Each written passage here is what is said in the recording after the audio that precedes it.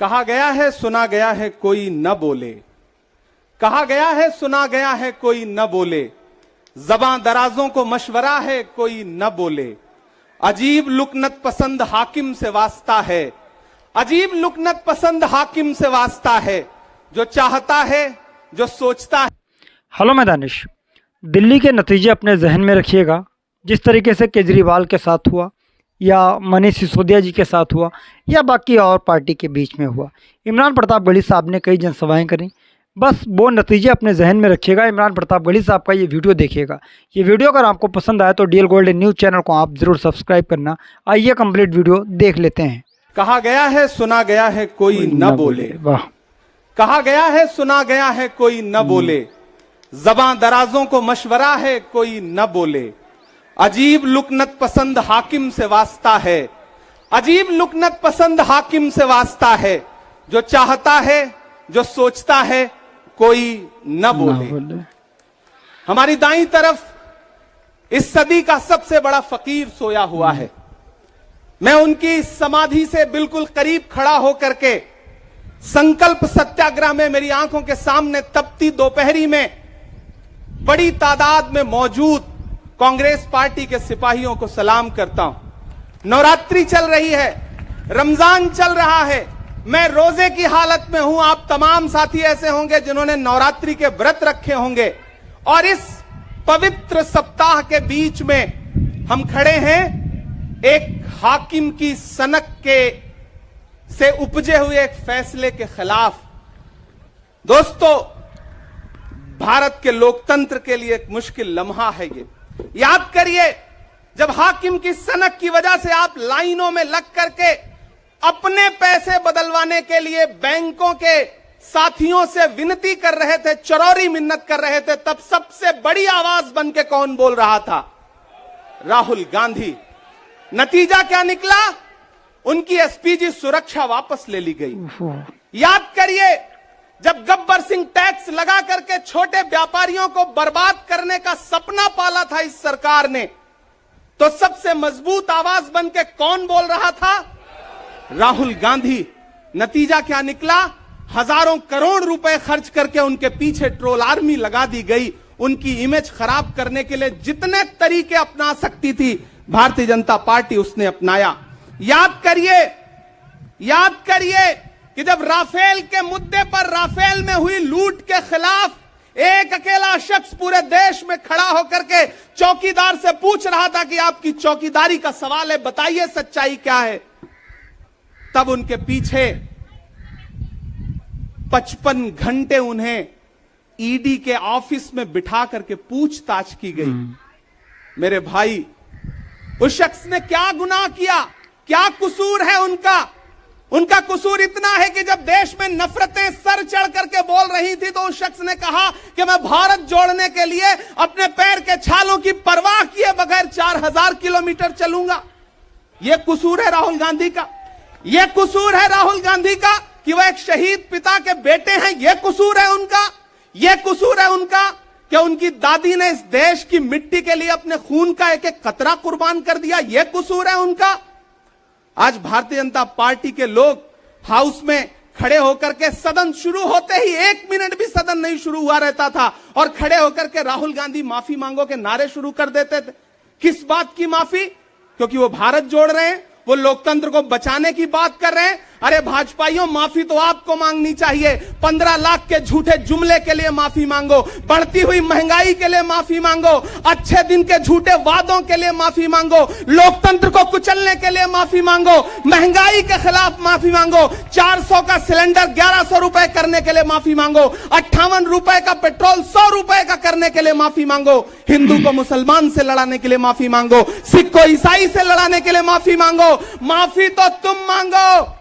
और अगर तुम ये कहते हो कि राहुल गांधी ने विदेश में जाकर के भारत का अपमान किया, तो प्रधानमंत्री जी, मैं आपसे पूछना चाहता हूं कि जब दोहा में, शंघाई में, कैलिफोर्निया में, अमेरिका में खड़े होकर के आप कह रहे थे कि भारत तो सपेरों का देश है, भारत में पैदा होना तो पाप है, प्रधानमंत्री जी, माफी तो आपको मांगनी चाहिए। मैं आज प्रियंका दीदी को सुन रहा था, मेरी आंखों में आंसू थे उनका भाषण सुन करके। पिछले कुछ हफ्तों में 2 बार मेरी पलकें नम हुई। पहली बार तब हुई जब हम संसद भवन से तमाम सांसद निकल रहे थे और एकाएक हमने सीपीपी ऑफिस में देखा कि राहुल गांधी जी को 2 साल की सजा दे दी गई। उन लम्हों में मेरी आंख में आंसू थे। मैं शायर हूं तो मैं भावुक हूं, शायद इसलिए मेरी आंखें नम हो जाती हैं ऐसे लम्हों में। आज जब प्रियंका जी बोल रही थी तो मैं उन्हें सुनकर के भी मैं नम हो गया। यह जुल्म है कि जुल्म को कहता हूं साफ जुल्म, यह जुल्म है कि जुल्म को कहता हूं साफ जुल्म। क्या जुल्म कर रहा हूं, मुझे मार दीजिए। जो जख्म बांटते हैं उन्हें जीस्त पे है हक, मैं फूल बांटता हूं, मुझे मार दीजिए। फिर उसके बाद हिंदुस्तान वालों, फिर उसके बाद शहर में नाचेगा हू का शोर, फिर उसके बाद शहर में नाचेगा हू का शोर। मैं आखिरी सदा हूं, मुझे मार दीजिए। वाह मेरे भाई, इस देश के लोकतंत्र को बचाने के लिए जो सबसे बड़ी आवाज है इस देश के, उसको मारने की, उसको कुचलने की जो कोशिश है, उसके खिलाफ आपको खड़ा तो होना पड़ेगा, आपको बोलना तो पड़ेगा।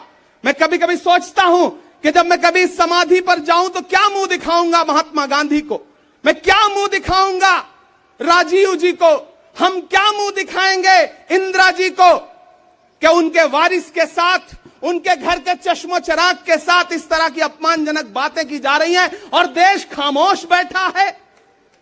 सवाल आपसे है, सवाल यहां बैठे हुए लोगों से नहीं है, सवाल आपसे है जो आप कांग्रेस की मोहब्बत में यहां आए हुए। मैं आपको सलाम करता हूं, मैं जानता हूं आप राहुल गांधी जी से मोहब्बत करते हैं, कांग्रेस पार्टी से मोहब्बत करते हैं, प्रियंका दीदी के सम्मान में आए हुए हैं, खड़गे साहब के सम्मान में आए हुए हैं, मैं जानता हूं। वरना इस तपती दोपहरी में व्रत रख के, रोजा रख करके कौन परेशान होने के लिए आता। आपको मोहब्बत है पार्टी से, लेकिन नया पाने की चाहत में पुराना छूट जाता है। तुझे अपनाऊं तो मुझसे जमाना रूठ जाता है। मोहब्बत पढ़ने लिखने में बहुत आसान है, लेकिन मोहब्बत को निभाने में पसीना छूट जाता है। मैं जानता हूं कि आप पसीने के बीच भी, आप तपती दोपहरी के बीच भी यहां बैठे हैं। क्यों? क्योंकि आपके मन में पीड़ा है। आप देख रहे हैं कि लोकतंत्र को किस तरह से कुचला जा रहा है। मेरे भाई, ये एक मुश्किल वक्त है। मैं इस मंच पर खड़ा होकर के, गांधी समाधि के इस मंच पर खड़ा होकर के पूरे देश का आह्वान करता हूं कि अब समय राहुल गांधी के सत्याग्रह का नहीं है। अब राहुल गांधी जी से आगे बढ़ करके देश के एक एक व्यक्ति के ऊपर बात आ गई है। एक ऐसी आवाज जो आपके लिए संसद में बोल रही थी, कसूर क्या था? उन्होंने प्रधानमंत्री जी के भ्रष्टाचारी मित्रों के खिलाफ आवाज उठाई। उन्होंने पूछा कि 20,000 करोड़ रुपया कहां से आया अडानी की कंपनियों में। उन्होंने पूछा कि नीरव मोदी ने, ललित मोदी ने, मेहुल चौकसी ने जो इस देश को लूटा है, उसका जवाब प्रधानमंत्री जी को देना पड़ेगा। अगर प्रधानमंत्री जी इतना कहने से आप राहुल गांधी जी की सदस्यता ले लेंगे तो हम तमाम सांसद तैयार हैं, ले लीजिए हमारी सदस्यता, लेकिन हम रुकने वाले नहीं हैं, हम झुकने वाले नहीं हैं, हम मुसलसल बोलते रहेंगे। मैं हिंदुस्तान के लोगों से कहना चाहता हूं कि हमने सहराओं में हासिल किया आसानी से, तुम समंदर में भी रहकर न मिले पानी से। ये सियासत के दिए सबके हवाले न करो, मुल्क बिक जाता है एक शख्स की नादानी से। इस शख्स की नादानी से देश बिक रहा है, लोकतंत्र मटिया मेट हो रहा है, संविधान को कुचला जा रहा है। और वो आखिरी सदा जो 7 फरवरी को गूंजी थी पार्लियामेंट में, उसको भी खामोश करने के लिए उसे संसद से निकाल दिया गया है। मैं देश से कहना चाहता हूं कि उन्होंने राहुल गांधी जी को संसद से निकाल दिया है। देश सुने इस बात को कि नरेंद्र मोदी जी और उनकी सरकार ने साम दाम दंड भेद इस्तेमाल करके राहुल गांधी को संसद से निकाल दिया है। अब देश के ऊपर फैसला है, उन्होंने संसद से निकाला है। देश के लोगों, राहुल गांधी को अपने दिल में रखो, अपने दिल में बिठाओ, निकलो पूरे देश में, करो सत्याग्रह। देखते हैं इस हुकूमत की तानाशाही में कितनी ताकत है। अगर कांग्रेस का एक एक कार्यकर्ता जो अपने घरों पर कहीं बैठा हुआ है, मैं उससे भी आह्वान कर रहा हूं कि राहुल गांधी से बढ़ करके ये मसला इस देश के लोकतंत्र तक आ गया है, इसे। दोस्तों, ये वीडियो देख करके आप क्या कहना चाहेंगे? इमरान प्रतापगढ़ी साहब ने बिल्कुल आग और तूफान की तरह जो भारतीय जनता पार्टी को लेकर के निशाना लगाया है, ये वीडियो दरअसल पुराना है और ये दिखाने की ज़रूरत मुझे इसलिए पड़ गई क्योंकि मैं ज़्यादातर रिएक्शन वीडियो अपलोड करता हूँ अपने चैनल पर। इमरान प्रताप बड़ी जी राशन से जुड़े हुए वीडियोज़ अपने चैनल पर अपलोड करता रहता हूँ। इस वीडियो को दिखाने का मकसद ये बन गया क्योंकि आजकल दिल्ली में जो चुनाव की वोटिंग ओपन हो रही है उसमें कुछ रिज़ल्ट ऐसे आए जो बिल्कुल सोचनीय रिज़ल्ट हैं। सोचा नहीं जा सकता है कि क्या से क्या हो गया। देखते देखते दिल्ली के नतीजों ने एकदम बिल्कुल सभी को चौंक के सामने रख दिया। एकदम सभी चौंक गए कि सभी के पैरों के तले से ज़मीन खिसक गई। आखिर ये क्या हो गया? भारतीय जनता पार्टी, मैंने तो बहुत फेसबुक पर कुछ कमेंट्स देखे थे, मोदी हैं तो मुमकिन है, मोदी हैं तो मुमकिन है। यानी कि क्या सच में देश के प्रधानमंत्री नाम में मोदी मुमकिन जैसा शब्द, क्या ये सच में रियल है? मोदी है मुमकिन है, क्या सच में ऐसा हो सकता है? केजरीवाल जी ने बहुत सी वहाँ पर योजनाएं दी हैं और आने वाले दिनों में देने का वादा भी किया था। इमरान प्रतापगढ़ी साहब ने भी कई चुनाव प्रचार किया। इकरा हसन जी भी वहाँ पहुँचे, लेकिन नतीजा क्या रहा? हम और आपके सबके सामने हैं और आप भी क्या कहें, हम भी क्या कहें, बस सोचने की बात है। हम क्या कर रहे हैं, क्या हो रहा है, मेरे तो कुछ समझ में नहीं आ रहा। तो इस वीडियो को देख करके आप क्या कहना चाहेंगे, एक कमेंट्स ज़रूर करना। मिलते हैं किसी और वीडियो के साथ। दुआ में याद रखना। जय हिंद।